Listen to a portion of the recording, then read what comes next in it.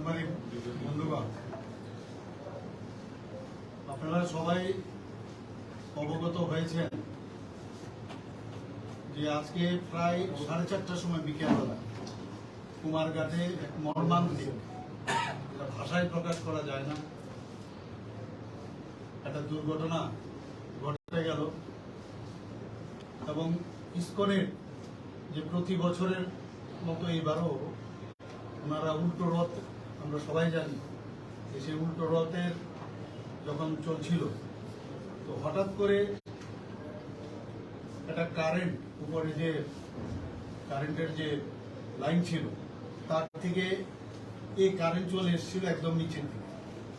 তো যারা যারা সেই নিচের দিকে সিঁড়ির মধ্যে ছিল তাদের তো অন দ্য স্পট ওনারা মৃত্যুবরণ করেছিল, এবং যারা ভিতরে ছিল দেখা গেল এদের মধ্যে অনেকের কিছু হয়নি।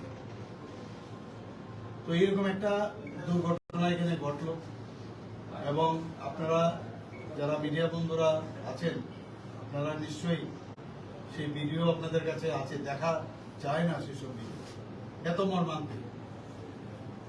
একদম বিদ্যুৎ স্পৃষ্ট হয়ে সাথে সাথে মারা গেছে। তো এই ঘটনা যখন হলো আমি তখন ছিলাম একটা মিটিংয়ে, সেক্রেটারিয়েটে একটা মিটিং চলছিল।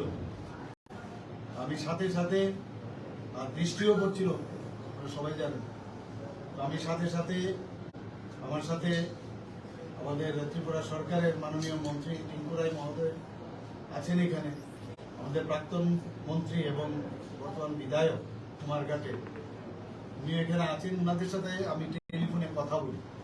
তো আমি বললাম আমি চলে আসছি, এখান থেকে আমি ট্রেনে করে আর তো কোনো রাস্তা নেই, মানে যদি আসি তো অনেক দেরি হয়ে যাবে। ট্রেনও আমি মানে 6টার সময় উঠে আমি সন্ধ্যা 6টায় এসে এখানে আপনার 9টার সময় এসে পৌঁছেছি।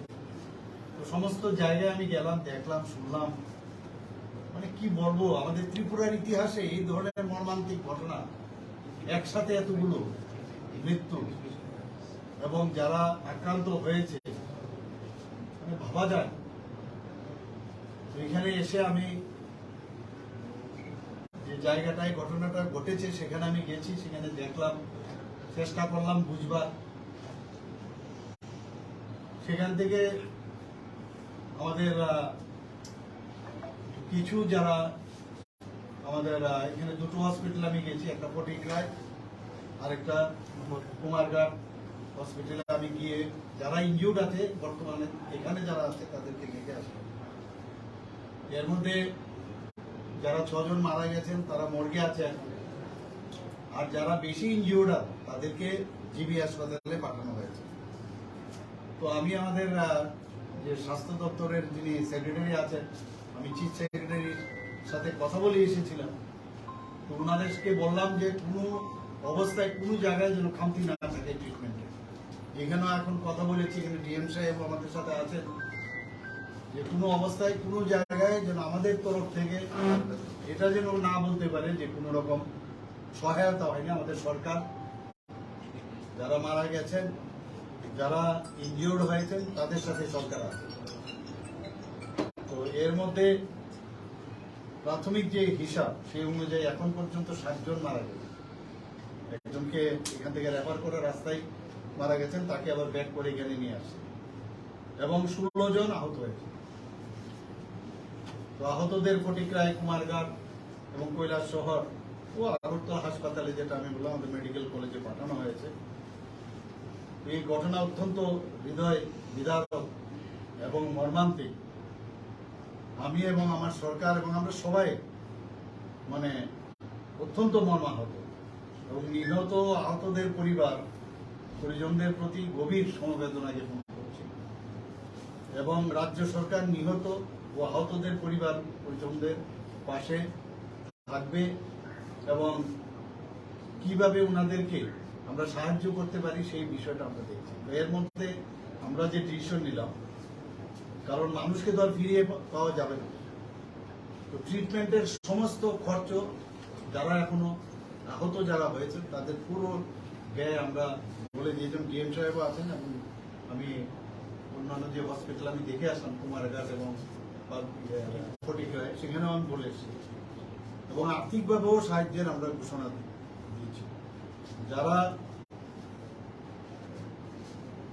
মারা গেছেন তাদেরকে 4 লক্ষ টাকা করে আমাদের সরকারের তরফ থেকে আর্থিক সহায়তা আমরা করবো পরিবার পরিজনদের। নেক্সট কি, আর যারা দুর্ঘটনায় 60%-এর উপরে, কারণ এটা তো মানে ইলেকট্রিকের কারেন্ট মানে পুড়ে গেছে জায়গা, 60%-এর উপরে শতাংশের বেশি যারা, তাদেরকে 2.5 লক্ষ টাকা করে দেওয়া হবে, সেটা আজকে আমি ঘোষণা করছি। এবং 40 থেকে 60% যারা আহত হয়েছেন তাদের 74,000 টাকা করে আর্থিক সহায়তা দেওয়া হবে।